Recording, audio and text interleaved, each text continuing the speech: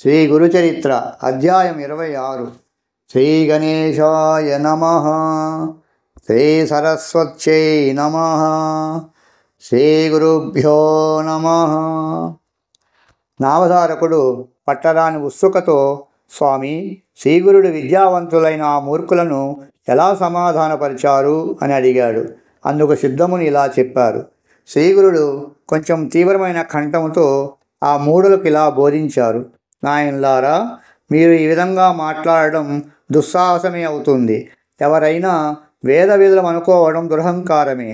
వేదాల లక్ష్యం పరమార్థమే గాని ధనము, కీర్తి, అహంకారము గావు. సమదర్శనమే పండిత లక్షణము. నిజానికి వేదాలను సంపూర్ణంగా తెలుసుకున్న వారెవరూ లేరు.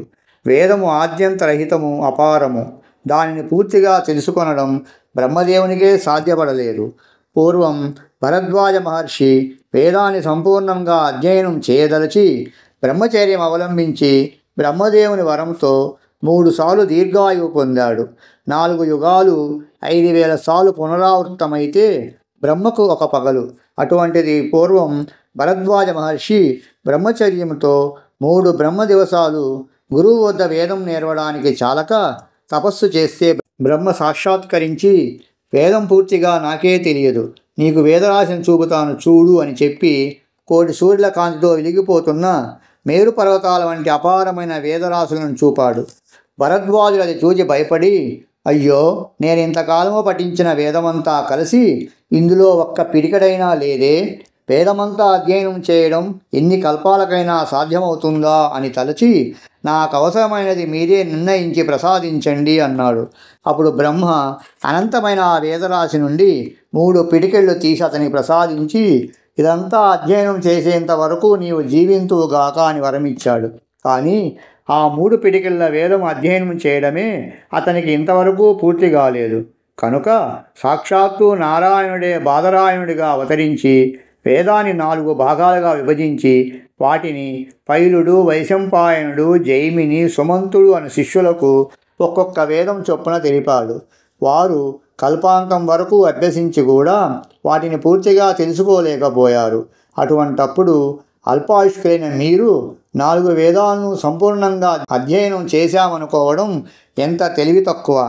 వేదమంతా నేర్వగలగడం ఏ ఒక్కరికి సాధ్యం కాదు. కనుకనే వ్యాసుడు దానిని 4 భాగాలుగా విభజించాడు. ఋగ్వేదాన్ని పైలుడనే శిష్యునికి బోధించి దానిని ధ్యానించడానికి దానిని గురించి ఇలా చెప్పాడు.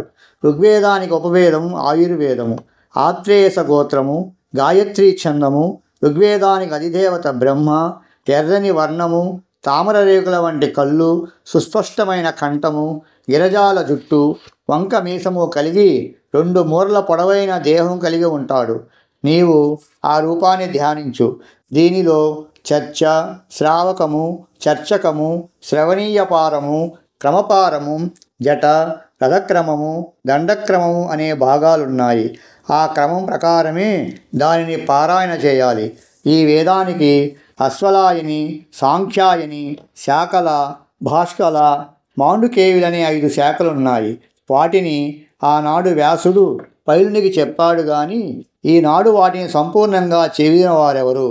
తర్వాత వ్యాసమహర్షి తన 2వ శిష్యుడైన వైశంపాయనికి యజుర్వేదం చెప్పి దాని లక్షణాలు ఇలా చెప్పారు. యజుర్వేదానికి ఉపవేదము ధనుర్వేదము, భారద్వాజస గోత్రము, తిష్ఠుప్ ఛందస్సు.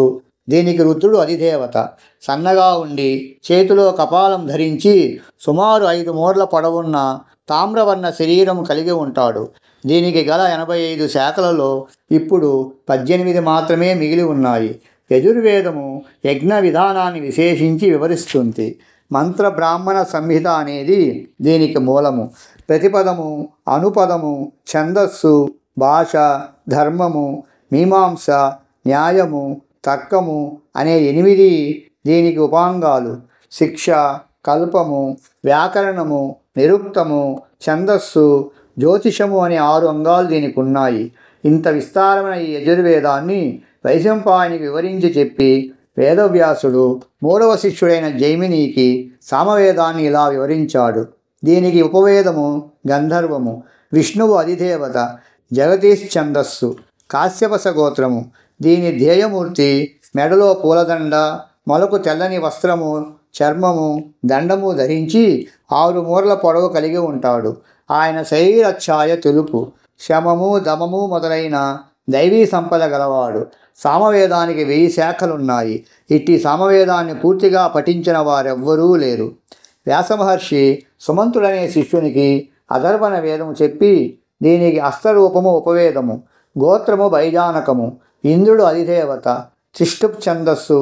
అధర్వణ వేదపురుషుడు తీక్షణమైన ఆకారము, నల్లని వర్ణము గల కామరూపుడు, ఏకపత్నీ వ్రతుడు, 7 మూరల పొడవు. ఈ వేదానికి 9 శాఖలు, 5 కల్పాలు ఉన్నాయి. పూర్వం అన్ని వేదాలను సాంగోపాంగంగా నేర్వగల యోగ్యత గల వర్ణాశ్రమాచార నిరతులెందరో భరతభూమిలో ఉండేవారు. కనుకనే వేదాలన్నీ నిలవగలిగాయి. ఈ కలియుగములో బ్రాహ్మణులు కర్మభ్రష్టులు అవుతున్నారు గనుక ఈ మంత్రాల్లో శక్తి లోపిస్తున్నది. పూర్వపు బ్రాహ్మణుల్లో దేవత్వము, మహత్తు ఉండేవి. అందుకే వారిని భూసురులు అనేవారు. రాజు కూడా వారిని సేవించేవాడు. వారు ఎంత ధనమిస్తానన్నా లెక్కజేయక భోగాల పట్ల నిర్లిప్తులుగా ఉండేవారు.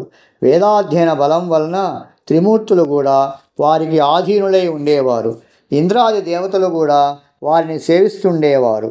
మాట మాత్రము చేత గడ్డి పరకను మేరు పర్వతంగాను, మేరు పర్వతాన్ని గడ్డి పరకగాను మార్చివేయగలిగి ఉండేవారు. జగత్తంతా దేవతలకు అధీనము.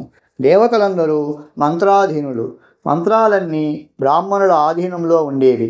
వారిని విష్ణువు కూడా పూజించేవాడు. కానీ ఈ కలియుగములో బ్రాహ్మణులు ధనాశతో హీనులకు లొంగి మ్లేచ్చుల ఎదుట కూడా వేదం చదువుతున్నారు. అట్టి వారి ముఖమైనా చూడకూడదు.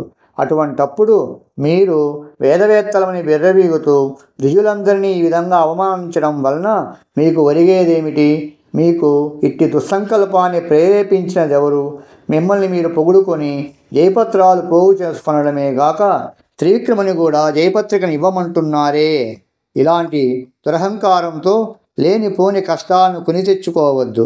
ఇకనైనా మా మాట విని మీరు వెళ్ళండి అన్నారు. కానీ ఆ మూర్ఖులు తమ పట్టుదల వదలక వాదమైనా చేయమని, లేక జయపత్రికనైనా ఇవ్వమని కోరారు.